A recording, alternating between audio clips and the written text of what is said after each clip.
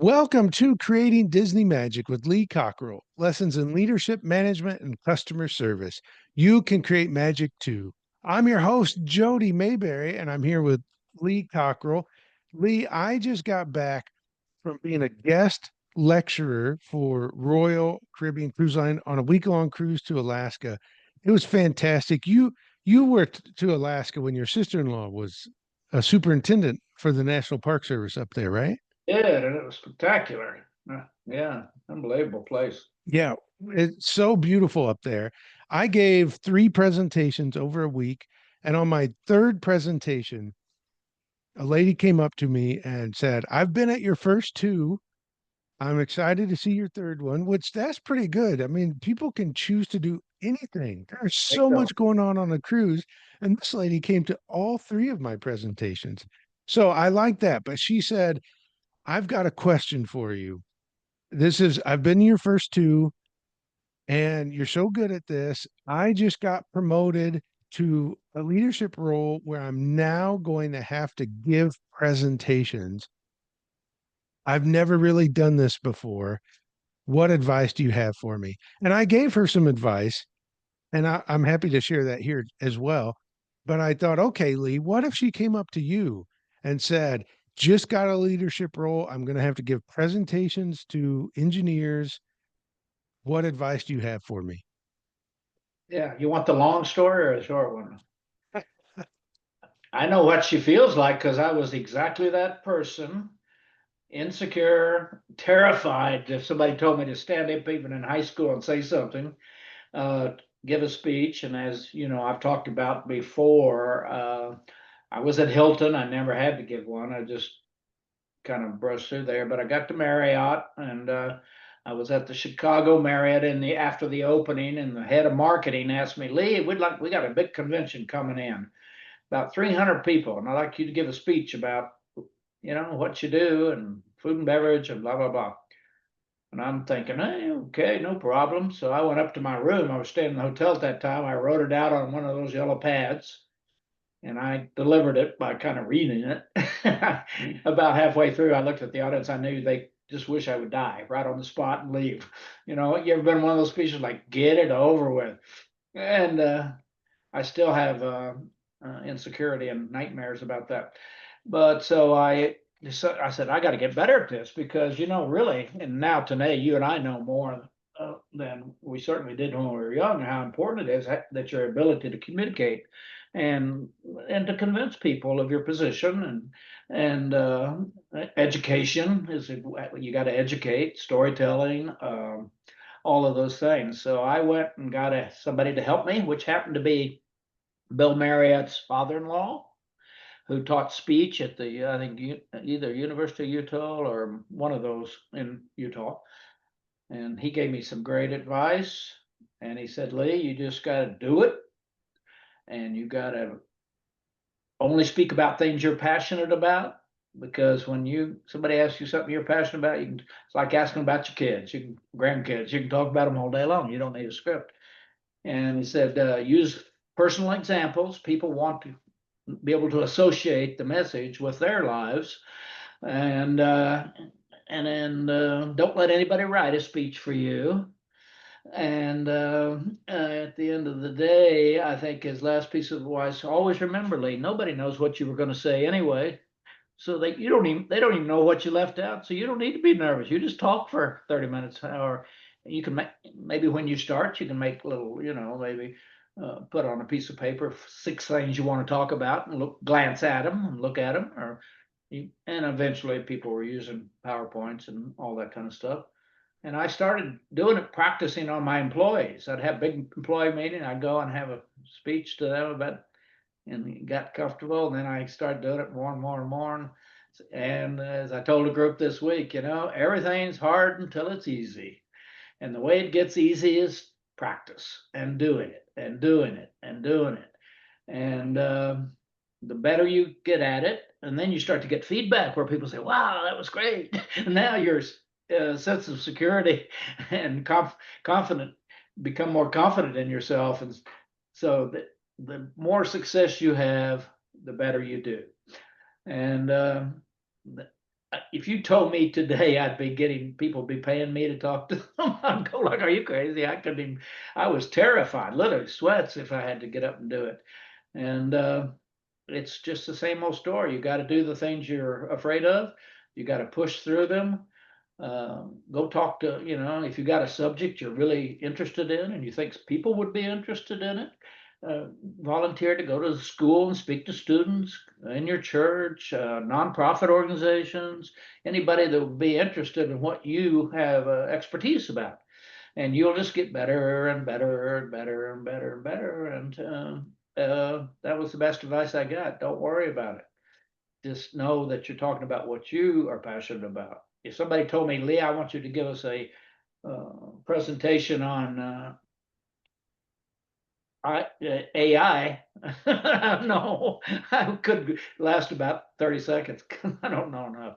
So I wouldn't speak on that. And I often tell groups, I'm not the one you need for this subject. But I must say, almost everybody that wants a speech about anything, even if it's finance, which is not my big subject, or something else, I always bring it back to leadership.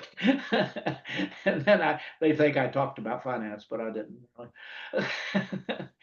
About the things you do. It's not about the technical stuff. It's not about the balance sheet. It's about you getting your people to work and all those kinds of things, and attention to detail, and ethics and honesty and integrity, all of those things. And you can always find somebody that can run the calculator and run the numbers. But so I'd say just anything. As they say, um, when you fall off the bike, get back on it. And so that's why you got 3-year-olds riding bikes and 12-year-olds not. Uh, Fear. I mean, everything we do in life is fear. We don't do it because we're afraid of something. That's what I really learned. Like anything we don't do, we're afraid they'll say no, so we're not going to ask. We're afraid it doesn't work out. We're afraid we'll be embarrassed. We're afraid that, and most people are like that, if not all. We all have some fears about something. So you just okay, you decide to yourself, I'm going to start speaking to groups and people and anybody who will listen. And my mother-in-law said she would go to a goat roping to get some attention, so I'll go out and talk to anybody who wants to listen.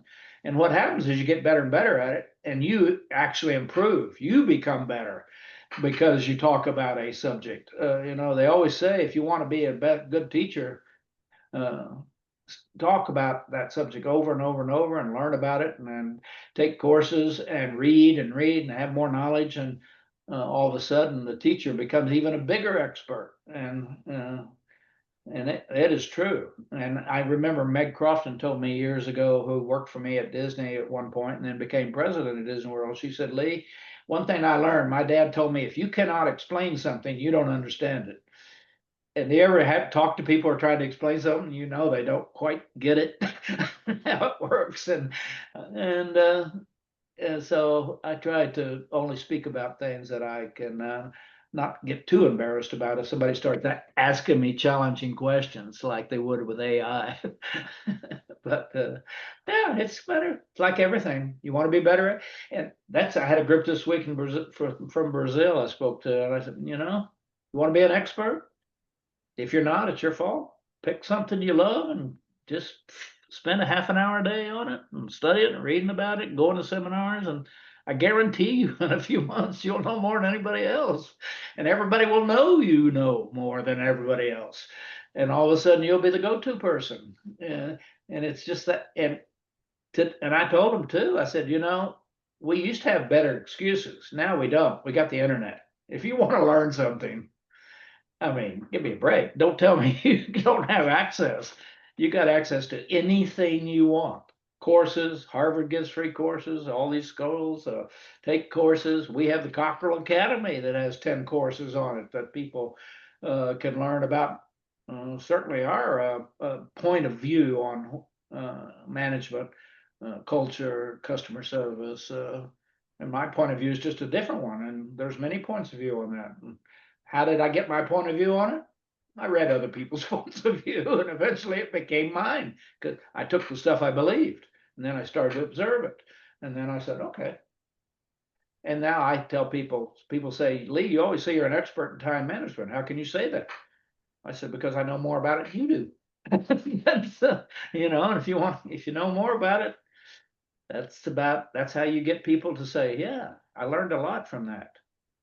And you'll get your satisfaction from speaking, and you'll help people, and you'll wake some people up. One lady came to me in the Brazilian group this week and said, thank you so much, Mr. Cockerell. I really needed that. I really have a lack of confidence in myself about just doing it, going and doing it. And I felt really good that she said that, because at the end of the day, I told them all, I said, you know what to do. You just got to go do it.